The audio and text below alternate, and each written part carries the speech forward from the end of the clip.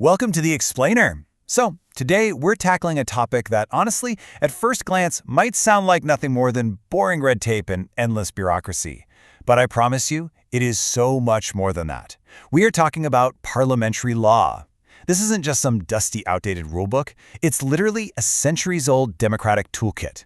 It was brilliantly designed to bring order to completely chaotic meetings, ensure fairness, and, actually help groups get things done.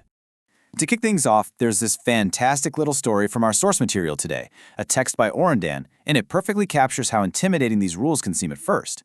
So, legend has it there was a young, super eager, but totally inexperienced congressman. He just kept bugging the Secretary of the House, asking what exactly he was supposed to do and say during these assembly meetings. Finally, the completely irked secretary just snapped and gave him this blunt advice. Just go ahead and say what you wish. You will know if you are wrong because you'll be ruled out of order. It's a pretty funny, relatable anecdote, right? But it actually highlights something crucial, the sheer freedom of thought that this system allows, which is instantly balanced by the strict discipline of being in order. Okay, let's dive into this. It raises a super fair question. Why do we actually need all these seemingly rigid rules? I mean, if we have a group of reasonable people trying to accomplish a goal, shouldn't we just be able to sit down and talk it out? Why the complex rule books? Which brings us to Section 1, the need for rules. A really common misconception is that knowing all these parliamentary procedures is just for politicians, jurists, or lawyers. But as our source points out, that is entirely wrong. Its actual purpose is to simplify and systematize how we conduct business. It's meant to help everyday people reconcile differing views and actually arrive at clear solutions for complex problems. As one American jurist beautifully put it, free people would do well to learn its elements and use them in literally every policy-forming group.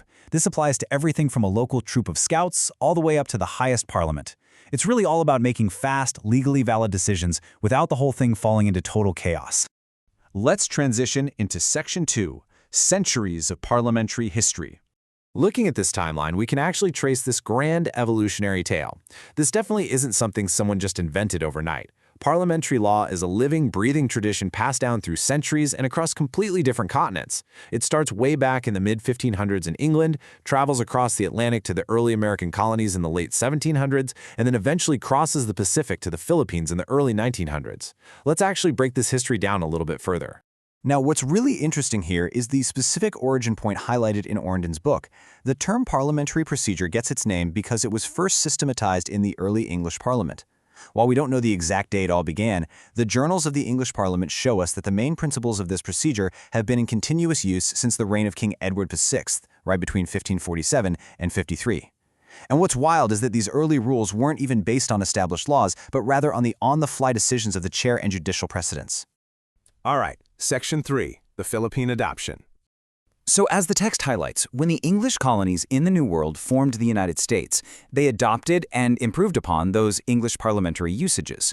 Fast forward a bit, and parliamentary procedure is said to have been adopted in the Philippines shortly after the advent of American sovereignty in the islands. While common law wasn't formally adopted there, a ton of its doctrines and practices were totally infused into Philippine laws. American legislative practices, which were heavily influenced by the U.S. Constitution and Thomas Jefferson's famous manual, actually took firm root in the Philippine legislative system, specifically shaping the rules of the Philippine Senate and House of Representatives. Moving right along to Section 4, Everyday Meeting Procedures. Now you might be sitting there asking, okay, why does this actually matter to me? Well, because of what is called common parliamentary procedure. This refers to the rules governing ordinary, non-legislative assemblies. Basically, the massive, super complex rulebooks of the national senates were simplified to meet the requirements of everyday groups. We're talking about literary, religious, scientific, political, business, and civic organizations. Even your local homeowners association or school board uses a version of these historic rules. And honestly, we really have text writers to thank for making this accessible. After long years of trial and error, these common rules were standardized. The absolute most famous figure in this effort is Henry M. Robert. You've probably heard the phrase Robert's Rules of Order, right? Well, his authoritative interpretation established a standard for local organizations globally, serving as a trusted guide to keep local meetings running smoothly, without everyone needing a law degree just to understand what's going on. Let's go to Section 5, Fundamental Parliamentary Principles. So the absolutely crucial point here is that despite those massive, thick rule books, everything basically boils down to a few fundamental tenets. The principal aim is to maintain decorum, which is just a fancy way of saying correct and respectful behavior, to ascertain the will of the majority, and to protect equal rights and obligations for every single member. It also demands a singularity of subject and allows for full, free debate. The ultimate goal of all of this? The orderly and harmonious transaction of business. And this brilliantly illustrates one of those key points: singularity of subject. Why is this so incredibly vital?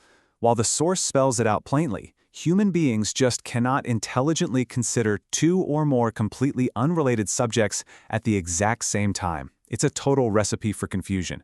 Because of that, discussions have to be centered on a single subject at a time.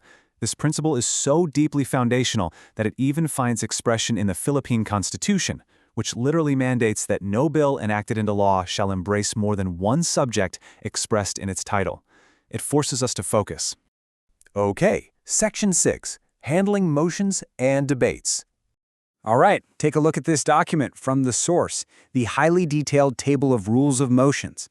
I know, looking at this dense table, it's a lot. It feels like visual overload. It looks incredibly intimidating, full of asterisks, columns, and all these rigid conditions. It perfectly validates that sinking feeling that parliamentary rules are just way too complicated. But remember our primary goal here. This is just a system to process one idea at a time efficiently. Every single row here is just a specific tool for a very specific situation. Now, let's contrast that super intimidating table with this much simpler breakdown of how debates actually work. When you propose a motion, the debate around it hinges on two basic requirements: relevancy and decorum. You have to stay on topic, and you have to remain polite. From there, debates are either limited or full. Limited debate restricts you only to the necessary details. For example, if we're moving to postpone a meeting, we only debate the actual date of the postponement, not the merits of the meeting itself. Full debate, on the other hand, gives you unrestricted discussion to properly tackle a main idea. See, it's actually quite straightforward once you strip away all the heavy jargon.